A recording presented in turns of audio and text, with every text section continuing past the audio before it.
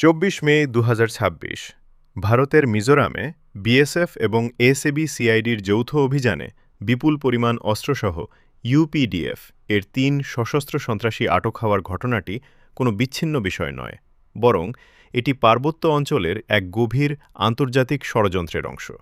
Bharat, Myanmar ও বাংলাদেশের সীমান্ত ঘেঁষা দুর্গম ডাম্পা টাইগার রিজার্ভ করিডোর ব্যবহার করে মিজোরামের জঙ্গল থেকে উদ্ধার হওয়া AK-47 এবং হাজার হাজার গোলাবারুদের এই চালান বাংলাদেশে পাচারের চেষ্টা করা হচ্ছিল।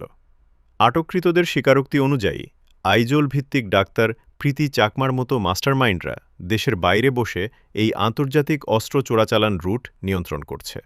কিন্তু এই মরণাস্ত্র কেনার শত শত কোটি টাকা আসছে কোত্থেকে?